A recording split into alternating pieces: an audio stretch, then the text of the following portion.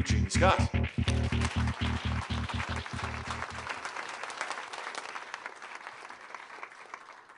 Thanks very much, George.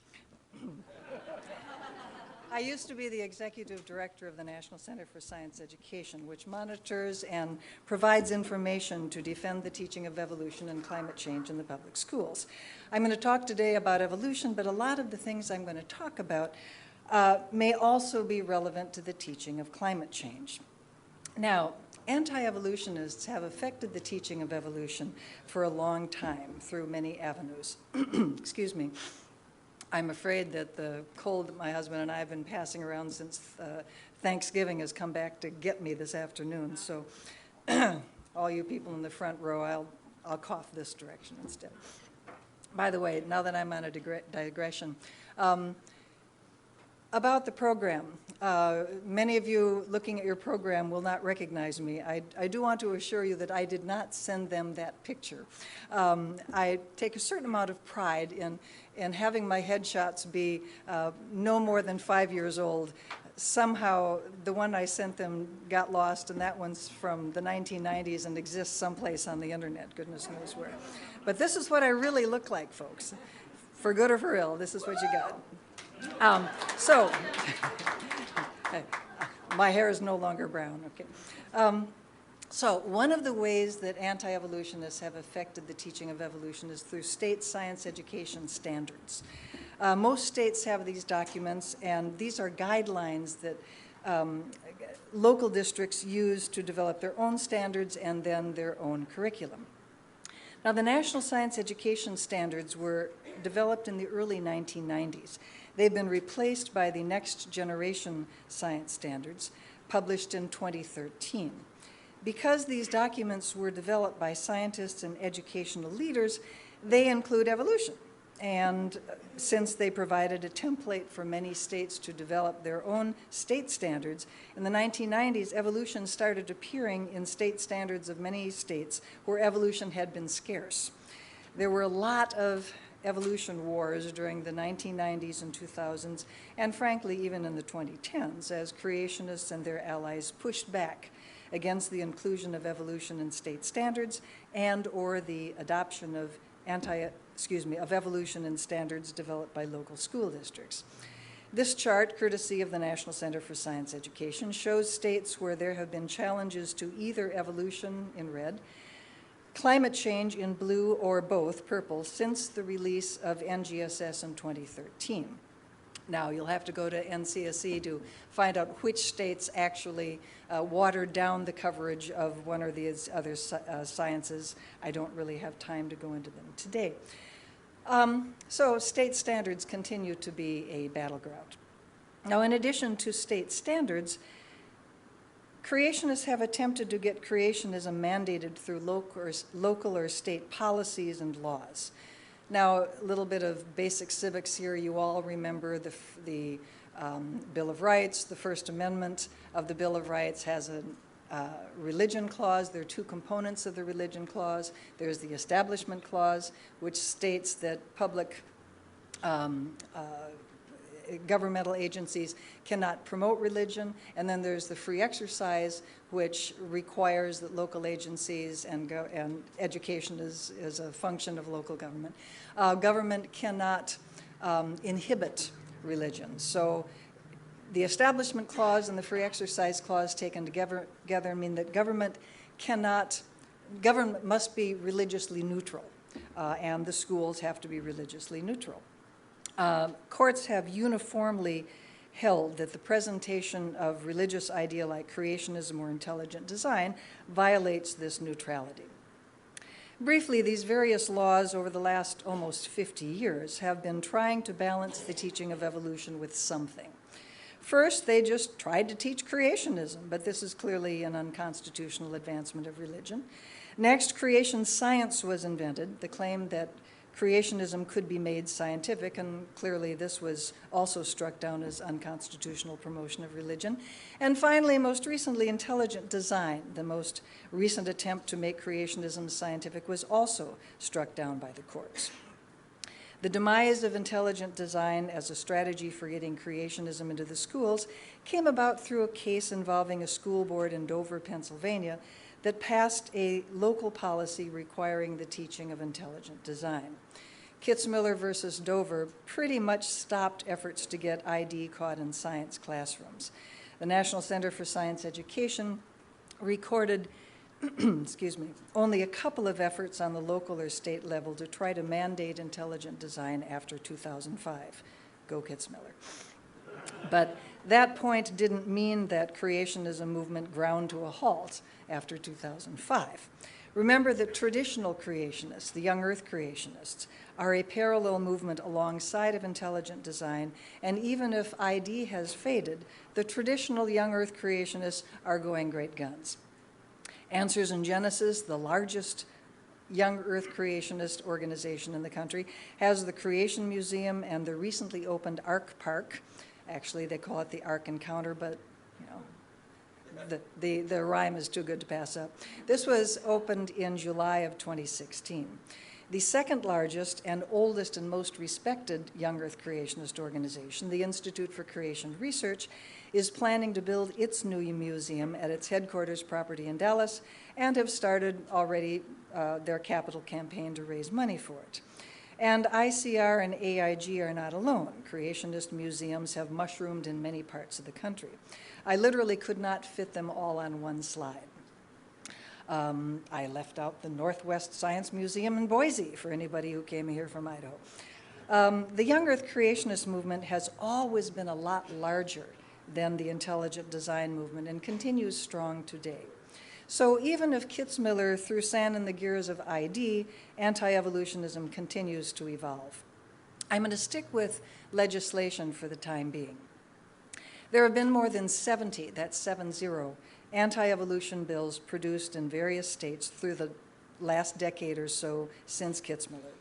Although it would be expected that there's going to be some similarity across these bills, because in a state, a bill may be introduced or modified only slightly from one year to another, and sometimes a bill will copy a bill from another state. There's been a very interesting pattern to these 70 bills, which was very nicely illustrated by what I think is going to prove to be a very important scientific paper that came out in December of 2015, just about a year ago, by Nicholas Matsky.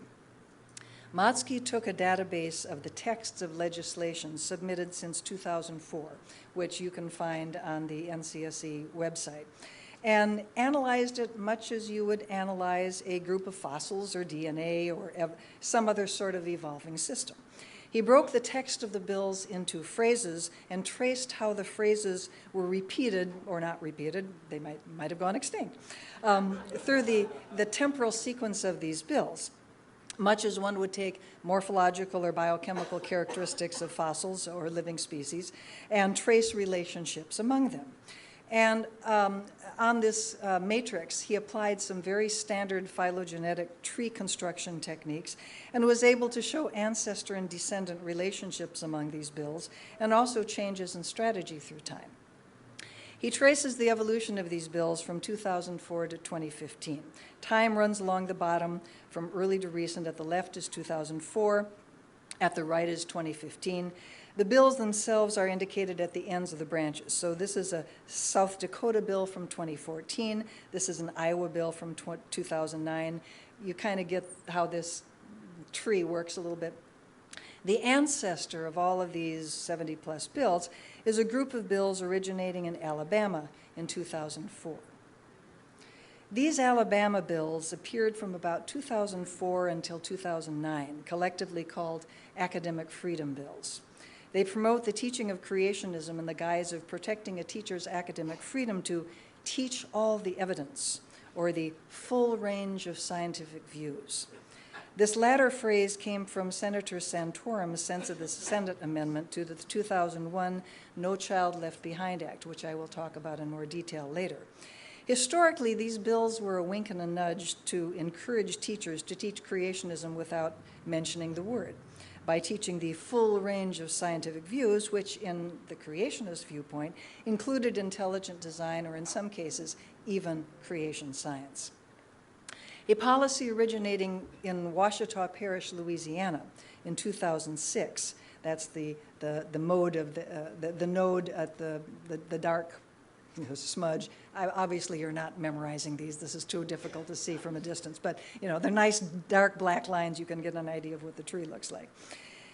This influenced a second major wave where, in addition to evolution and origin of life, global warming and cloning were added as topics that teachers should teach differently in the curriculum. These are the Louisiana Science Education Act and its descendants. Now, two of these have been passed. The Louisiana Science Education Act itself, and a clone of the LSEA that passed in Tennessee a couple of years later. The good news is, mostly through the hard work of NCSC and our allies in various states, all the rest of these bills died in committee or failed on the floor or in other ways were not passed. Two of them is too many, but it could have been worse. As these bills were partly marketed as critical thinking bills, the phrase strengths and weaknesses of evolution or global warming or whatever, similar wording became very common. Now, there was, of course, overlap. The academic freedom wording didn't totally go away, and there were other aspects of the academic freedom bills that occasionally show up in science education acts, such as wording that attempts to protect teachers if they stray from the curriculum. But the full range of views encouraging the teaching of ID seemed to largely fade away in the mid-2000s. It's pretty safe to say that the victory over intelligent design in Kitzmiller versus Dover in 2005 had a large role to play in that, as the strategy of presenting more carefully disguised creationism, such as ID, failed, as had the strategy of presenting obvious creationism. This strategy was largely replaced by the strategy to teach the strengths and weaknesses of evolution. Now, to summarize in living color, because it's easier to see, Motzky's analysis of legislation suggests that topically, the recent evolution of anti-evolution legislation began in 2004 with a focus on evolution and the origin of life. That's the kind of sickly greenish yellow color there. What became known as academic freedom bills. A policy originating with Ouachita Parish, the Louisiana Science Education Acts, beginning in 2006, influenced a second major wave where global warming and human cloning were added, and these have continued on in various ways, the red portion of the diagram here. Most recently, we're seeing a yet more subtle anti-evolutionary approach of being very unspecific about what topic teachers should single out for teaching the strengths and weaknesses, because quite frankly, it's only within historical perspective are these bills recognizable as anti-evolution bills.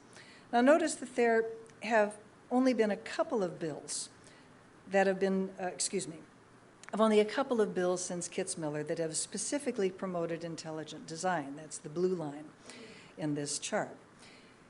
If Kitzmiller had gone the other way, if the judge had declared the teaching of intelligent design to be constitutional, I can pretty much guarantee you that this tree would have been blue all the way up. So even if anti-evolutionism legislation hasn't ground to a halt, at least the map of the legislation has been simplified. But there's a reason to believe that creationism currently has, in fact, a new lease on life in 2017, as the title of my talk suggests. What we've found at NCSE is that certain elections tend to energize creationists. Now, let me stop and make a very large caveat here, because I was talking with one of you earlier today. Anytime I talk to a reporter from outside of the country, whether it's Europe or Asia or any place, the very first thing I have to say is, well, in the United States, we do not have a national curriculum. And they look at me like, what? This makes no sense at all to them. Local control of education is sacred in the United States. If you are a politician, attack local control of education at your peril. You will not survive the next election. Now, there are many ways that local control of education is kind of a neat thing, and you can do interesting and innovative stuff, but frankly, when it comes to curriculum, it's kind of hard to argue that this is a really great idea. You know, a fourth grader is a fourth grader. Do you teach long division in third grade or fourth grade? This, you know, why is this something that would vary from one part of a state to another? And why should you teach evolution in one part of the state and not teach it in another, or even within the same school district? There are close to 15,000, excuse me, that wasn't supposed to be animated. There are close to 15,000 independent school districts in the United States, each of which makes the most important decisions. Who to hire, how much to pay them, what the school day looks like, lots and lots of regulations about what the district's curriculum is going to be. All of that is determined at the local level. There are often carrots and sticks involved to encourage a local district to adopt the state standards, which then will guide the local district's development of its curricula, which is actually what goes into the classroom. But, you know, the decision of what to teach really is left to the local district. And what actually gets taught is determined and monitored locally. There is nobody from the state level, trust me on this, who is coming down to look over the shoulder of Mrs. Brown and see what she's actually teaching when the school classroom door is closed. Local control is enshrined. What this means is that the federal government actually has very little control over curriculum. There are various ways that the federal government can affect a state and by trickle down a local school district. There's a lot of money that goes from the feds to the states, but it tends to be in block grants and for specific things like low socioeconomic or other deprived population. There's disability education. There's lots of programs out there. But when it comes to curriculum, that's something that really is locally determined.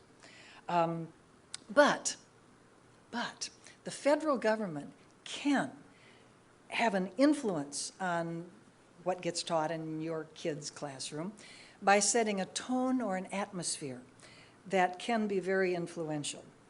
And occasionally, not often, but occasionally, the feds can enact policies that have far-reaching effect on the local level. Let me give you a case study. George W. Bush was elected to his first term as president in 2000. He had considerable support from conservative Christians who were elated at his election, even though he didn't actually pay off for them very much. His first signature bill, he wanted to be the education president, was the No Child Left Behind Act, NCLB, which teachers referred to as No Child Left Untested. And this was an education bill. As mentioned above, Senator Santorum, in proposing, when the bill came to the Senate to be considered, Senator Santorum proposed a sense of the Senate amendment to No Child Left Behind. That was included with No Child Left Behind when the Senate version and the House version went to the conference committee. Now, the amendment sounded very innocuous, and most senators saw nothing wrong with it whatsoever. It passed by very wide majorities. It was not innocuous. It actually affected evolution education for more than a decade. The first paragraph of the Santorum Amendment said, good science education should prepare students to distinguish the data or testable theories of science from philosophical or religious claims that are made in the name of science. Well, kind of sounds like a good idea. I don't object to that. But there was another paragraph. Where biological evolution is taught, the curriculum should help students to understand why the subject generates so much controversy and should prepare the students to be informed participants in public discussions regarding the subject. Not such a good idea. Why is evolution being singled out from all of the other controversial topics in the curriculum? This wasn't even directed specifically to you know, to science in a sense. Shouldn't students be informed participants in public discussions regarding many topics that generate controversy? Intelligent design proponent Philip Johnson wrote the amendment for Santorum and was quite upfront about it. The purpose of the sense of the Senate amendment was to encourage teachers to teach the evidence against evolution, to teach the weaknesses of evolution, to avoid the dogmatism of teaching evolution. And I don't need to remind this audience that evolution is taught dogmatically, in the same sense that thermodynamics and cell division are taught dogmatically, and as any other well-supported science. Now, as you know from having heard the song Just a Bill, the Senate bill and the House version of a bill go to a conference committee, and that is where we and our allies, many other science societies and science education societies, swung into action to try to kill this amendment, because this would be an exceptionally dangerous policy to be part of the bill. Because if it were part of the bill, then creationists all over the country could say, we're required to teach the evidence against evolution when we teach evolution. And it was not immediately apparent because, you know, it sounded this kind of a mushy thing about you know, students being able to discuss stuff. Yeah, everybody's for critical thinking. Raise your hand if you're against critical thinking, right? Of course, everybody's for critical thinking. But this is not critical thinking. This is straight up anti-evolutionism. And if you know anything about the history of the creationist movement, you know that they have this dualistic way of looking at the subject of creation and evolution. There's either evolution or creationism. Therefore, evidence against evolution is evidence for creationism. If you disprove evolution, you automatically prove creationism. And so disproving evolution was not a problem for them. They could still then work in the creationism. Now, politics is the art of the possible. Okay. We were not able to kill this bill, but we were able to defang it pretty well. There were too many senators who voted for it. There was too much support for doing something like this. At the time, Senator Santorum was, I think, the third or fourth most powerful Republican in the Senate. It wasn't going to be very easy to just, you know, put a little red line through his sense of the Senate amendment, voted for by such a large quantity of his colleagues. We did find allies in the conference committee co-chair, Senator Ted Kennedy, and we were able to make the amendment far less dangerous than its earliest inception. The final amendment, it wasn't even an amendment. The conference report had an item buried down, item number 47 or something like that. When the dust cleared, the Santorum amendment had been reduced to one paragraph with the only thing remaining of the original statement, the words in red that you see on the slide. It became a controversial issues amendment, not an anti-evolution amendment. Evolution was not singled out for special treatment. It was used only as a parenthetical, as an example of a controversial issue. Now, this may seem small, but politically it's huge. This was a huge victory for our side. No longer was this an anti-evolution point. First of all, it wasn't part of the bill, okay? It was a conference committee item, just a little bullet, a numbered paragraph in the conference committee. That was very important. And number two, it was not an anti-evolution bullet. It was a controversial issues bullet. We're all for teaching controversial issues. I've actually got a whole lot of ideas about that too, but that's not today's talk. What happened was now, granted, the creationists still made the claim that, no child left behind requires us to teach creationism or at least evidence against evolution in the classroom, but our allies at the local level could go and say, here's NCLB, where do you find the word evolution in it? The word evolution never occurs anywhere. It's in the conference committee report. So it basically really did defang the Santorum Amendment. But note the phrase, the full range of scientific views. Now, this phrase we saw appearing regularly in legislation throughout the 2000s. this Ohio legislation in 2002, the very next year, is a very good example of a bill that pulls wording directly from the Santorum Amendment. And we saw this over and over and over, all through the 2000s. So indeed, the actions of a federal administration can affect the teaching of evolution, even if our decentralized education system doesn't give them very much direct authority. But perhaps more importantly, after the election of President Bush and then the re-election of President Bush, there was a tenor or an atmosphere that can be set by the federal administration, which acts to encourage anti-evolutionary activity at the local level. And this was the case in the Bush decade as well. NCSE's records show that in the period following the 2000 election and 2004 re-election of George Bush, local creationist groups were energized, and the decade of the 2000s was a quite busy one for us.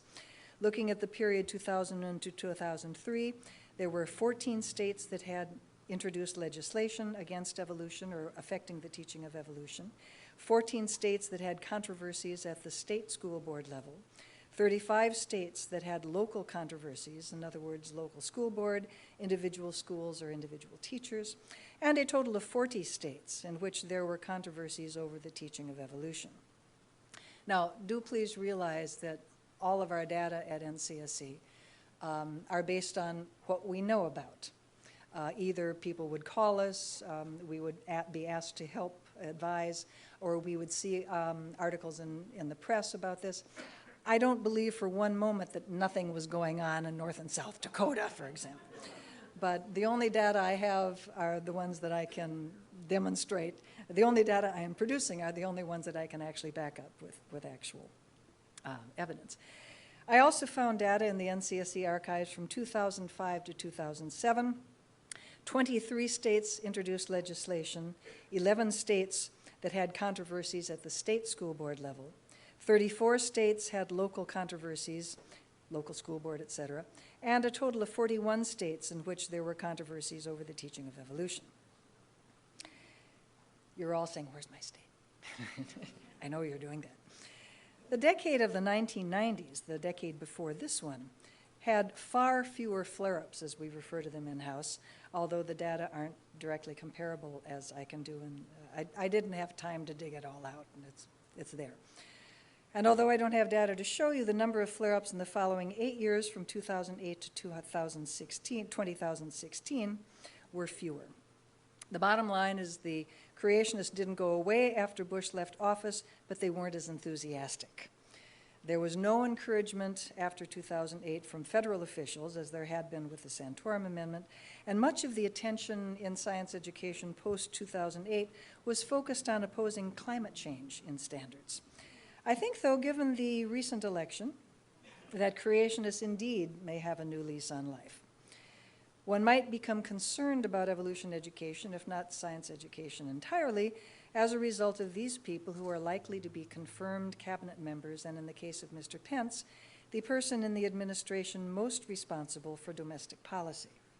Ms. DeVos, the probable Secretary of Education, comes from a conservative Christian background. She's Dutch Reformed. She is a graduate of Calvin College in Michigan. Calvin's an interesting place. It's not exactly, it's not Baylor.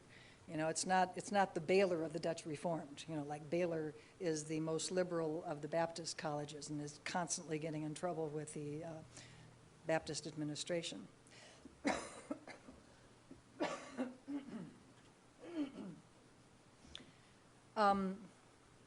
Calvin has had a kind of interesting history as a place where faculty has pushed back against, for example, the young earth.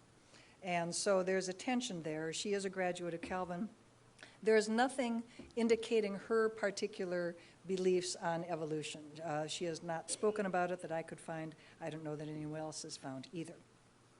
Her husband, on the other hand, while running for Michigan governor a decade ago, suggested that schools should be able to teach intelligent design. It should be a local option.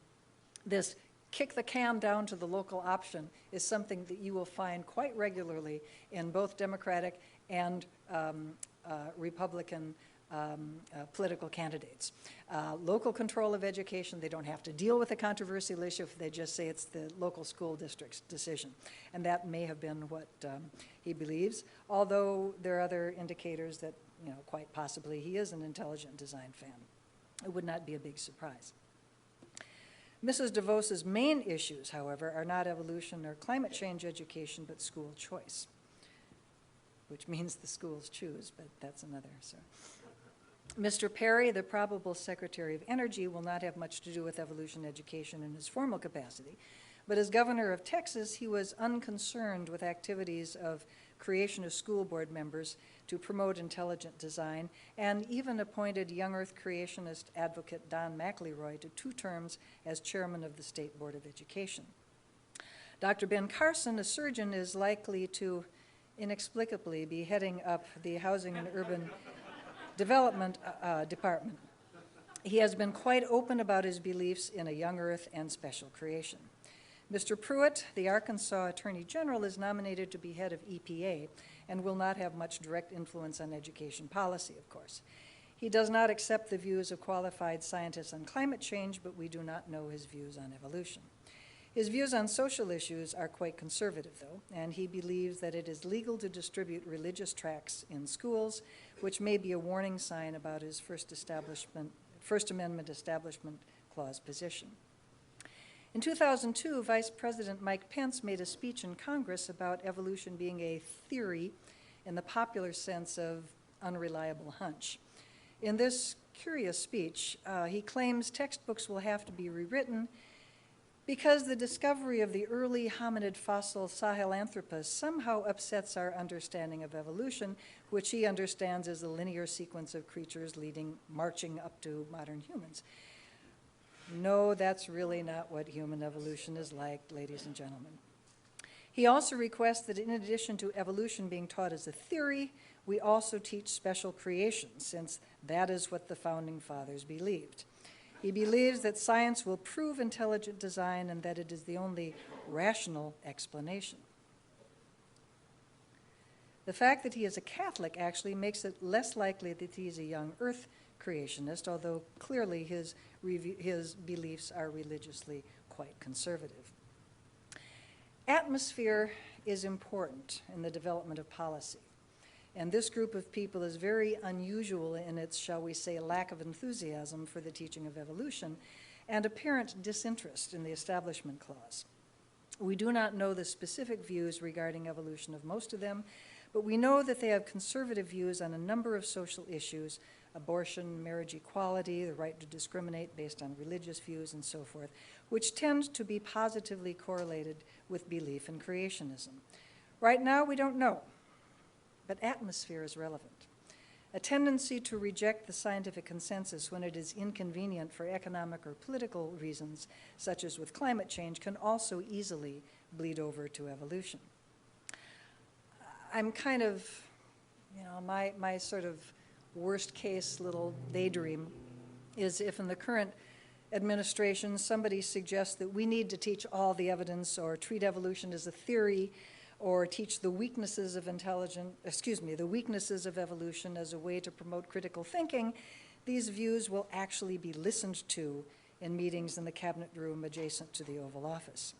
And that, as with the Santorum Amendment in 2001, policies will be suggested that, even if they're not mandatory, will energize the base to make changes at the state or local level. Now, a third way that the incoming administration can affect the teaching of evolution is more long-term, through the appointment of judges. Now, not just the Supreme Court. Remember that the federal bench and the appeals court judges are also lifetime appointments, and the federal bench and the appeals court are the first lines of defense when it comes to the defense of evolution in the public schools. We have been fortunate that judges from the district level up to the Supremes have understood that teaching the various kinds of creationism is an Establishment Clause violation. It is religious advocacy. That's the cough, excuse me. Religious advocacy, and have struck down all attempts to mandate the teaching of creationism and intelligent design. But remember that the more subtle forms of creationism, like those I mentioned earlier that don't, up the little gray bars up there, that don't specifically single out evolution, and which have an appealing critical thinking component to them, have not yet been tested in court. The appointment of judges sympathetic to these views could radically change the environment for evolution education. Remember that, and I really can't stress this too much, 100% of the evolution and creationism cases that have gone before a court, a district court judge, appeals, or the few ones that have gone to the Supremes, 100% of these cases have gone in favor of evolution. Not 90%, not 95%, not 97%, but 100%. And frankly, if that wall is cracked, remember that there is a minority of Americans who really don't want their children to be taught evolution. They feel very, very strongly about it. They are not a majority of Americans. The majority of Americans don't give a damn one way or the other, actually, truth be told. But a minority that is very motivated to to protect their children against the teaching of evolution from their point of view, they can make some serious gains and make some serious changes in how evolution is taught. Remember the decentralized nature of American education, just in general, for any topic. And if that 100% of all cases of creation and evolution that have gone to support, against the teaching of creationism, if that cracks, it's going to be Katie bar the door. There's going to be lots and lots of pressure on school districts and teachers to bring what everyone in this room would consider non-scientific views into the science classroom. There's no guarantee that this 100% success record is going to be maintained. If one of these more kind of ambiguous sounding critical thinking, we don't even mention the E word, kinds of bills gets submitted in the future and goes before a judge appointed for this person's conservative legal and probably religious views, the result could be quite a bit different. In either case, whether a legal decision or a federal policy that energizes the base of evolutionists, it's not just the National Center for Science Education that's going to have a lot of work to do. All citizens who care about science literacy and church and state separation will need to step up to the plate. I hope that includes you. And now that I have probably depressed at least 90% of you, I do want to thank you for your kind attention to my talk, however grim, and to the organizers of this meeting for inviting me. Thank you. Repeat the question.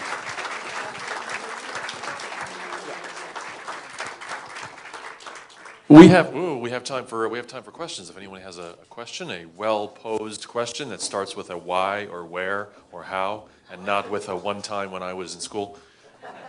Here's a question.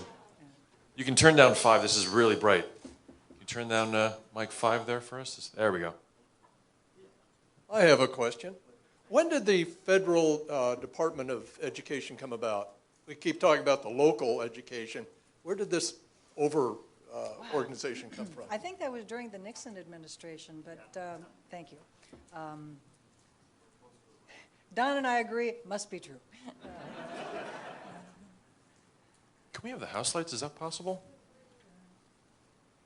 Oh, here's one in the back.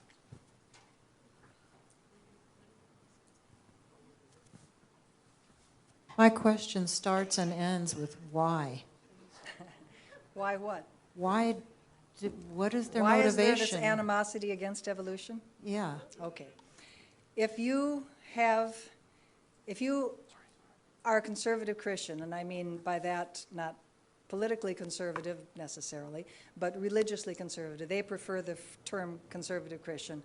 It's some evangelicals, fundamentalists, Church of God, the more biblically literalist wing of Christianity. Your religious beliefs are that the Bible is absolutely true in all respects, and that in fact there had to be a literal flesh and blood Adam and Eve in order for there to be, there had to be a literal flesh and blood Adam and Eve, real human beings who had to sin in order to justify Jesus' death on the cross, which is what gives all of us life eternal in the Revelations. So the entire Bible, from Genesis through Revelations, is all a single piece. You can't, as they put it, pick and choose. So the salvation of their children is dependent upon the children's belief in the truth of the Bible, which is indeed incompatible with our understanding of evolution. Now, in addition to this, they are very concerned because they also believe that the Bible is the only source for morality and ethics and a guidance for how you should lead your life. So they are also very concerned that if their children lose their faith, their children will become bad people. They won't have that moral rudder. So, these are very sincerely held and serious fears that a segment of the Christian community believes bad things will occur if their children learn evolution and their children lose their faith, and they believe that because the way they interpret Genesis is incompatible with evolution. Obviously, that's not the majority Christian view. But because their version of Genesis is incompatible with evolution, therefore you have to pick and choose, and they don't want the teachers persuading the children to give up their faith. So it's a serious issue for them. Here's one. Why do you think national standards for education are so much more popular in Europe than they would be here? Shouldn't every child have I think it's really a historical factor more than anything else. Remember that the United States was a frontier nation. We were settled from the coasts on in, with pioneers going up the river valleys and gradually populating the center of the country. In those, a lot of times there were only territories. There weren't even states. If there were states, the states didn't do anything. They didn't have any money. They couldn't do anything. If you wanted a fire department, you had to invent your own fire department. If you wanted a church, you had to invent your own church. Somebody had to be called. If you wanted a school, you had to set up your own school. So we've had a decentralized education system pretty much from the founding of this country. The European nations are a lot older than we are. They're no longer frontier. Last 200 years have not been a frontier kind of existence for them. So they are much more top-down in terms of the history of their education systems and these days the practice. Well, I'm wearing one of my 10 Darwin shirts, so I'm a huge fan. My kind of guy. Thank you. Just expanding on previous questions, you asked why, and the answer was, religion's contradicting. My question, which, for me, learning about evolution, it makes me think life is so profound because, we're connected to everything, and, they say when our tribes are really small, we had to get along and sort of formed compassion and altruism, hundreds of thousands of years ago.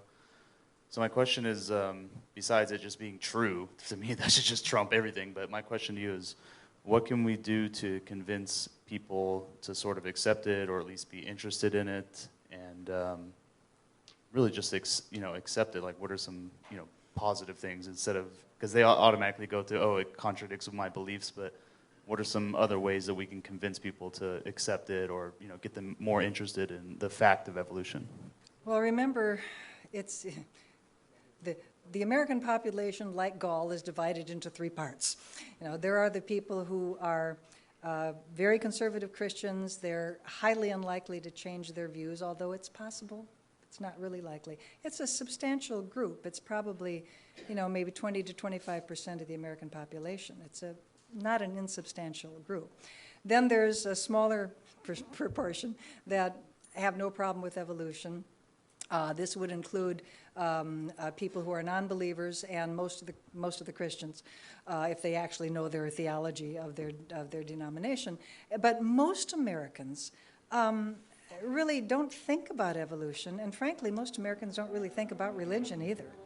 I mean, you know, this for a nation that that is as you know, answers the survey research data with such high percentages of belief in God, we don't do much about it. We don't have a terribly high percentage of attendance of church, but you know, we are nominally a nation of theists. Clearly, our best efforts would be directed at that middle group, which need to be better educated about the kind of awesome idea that evolution is. And you know, if you want to use that to develop a worldview about your place in the universe, you can certainly do that. I don't think teachers should be, you know, promoting that from the podium, because that's, I find a free exercise problem with that myself. But in terms of, it is possible to reach some of that, you know, third group of conservative Christians who are pretty set in their ways about evolution being evil. But I, as a non-believer, am not going to have much influence with that community. But friends of mine who are themselves evangelical Christians, who have accepted evolution, have sort of gone through that process and have tweaked their theology sufficiently so that they have some of the same beliefs that you do, that, you know, oh my God, I'm part of this whole huge universe. And from their standpoint as believers, this is all part of a magnificent plan. It just makes God more, you know, more awesome, et cetera, et cetera, et cetera. I'm interested in evolution getting taught.